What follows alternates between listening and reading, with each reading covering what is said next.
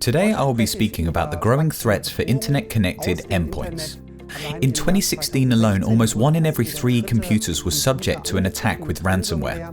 Ransomware is a very convenient way for hackers to extort money, since they don't actually have to physically rob a bank and can simply use tools to extort victims into sending the money themselves.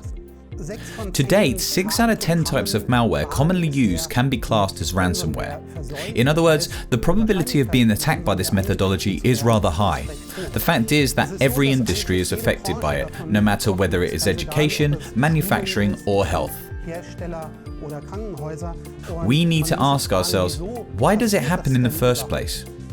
For the vast majority, ransomware attacks take advantage of system vulnerabilities, of which there are 3 different types. The first is technical vulnerabilities, for example, outdated software such as Flash Player, which is known to have continuing security gaps and update requirements. The second type is personal vulnerabilities, where staff open an email with an attachment from a sender that they do not recognize. And the third type is organizational vulnerabilities, such as bad configurations in systems or an organogram that simply contains errors.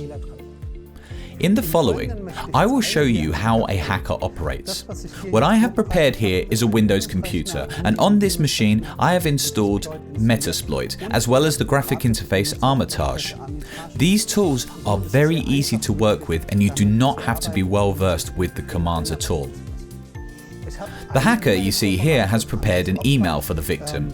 In this case, the email tells the recipient that there's an overdue amount of €673.40 and that there is a form attached which clarifies the details.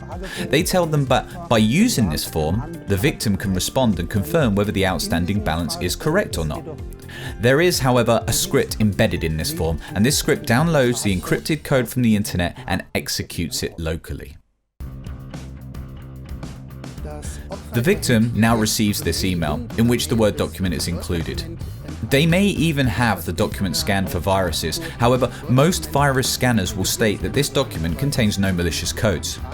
When opening the document, however, the user will be prompted to activate the contained macros, because these macros need to be live in order to fill out the form. Upon activation, however, the malicious code is then downloaded, and after this, the system allows the hacker control through a graphic interface.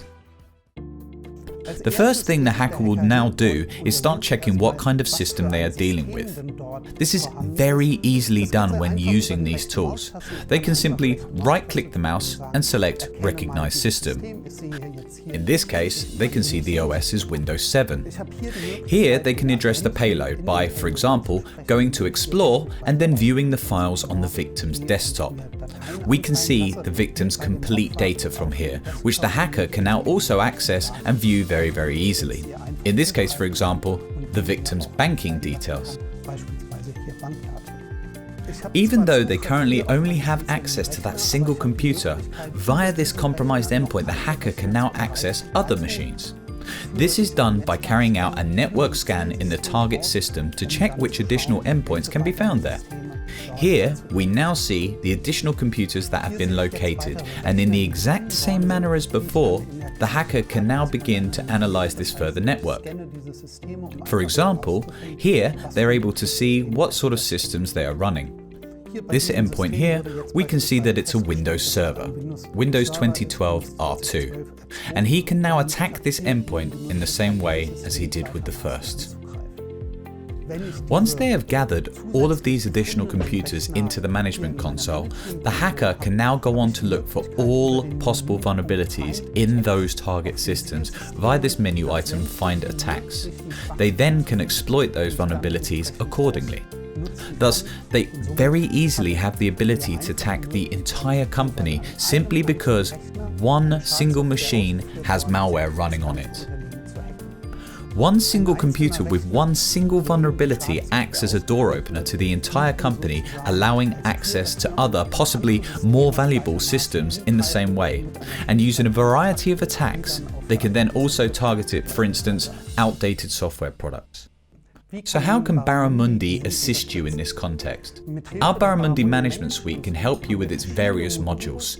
These different modules enable you to analyze threats, fix the vulnerabilities, and also implement workarounds. Using the module Compliance Management, for instance, the administrator can identify vulnerabilities very quickly.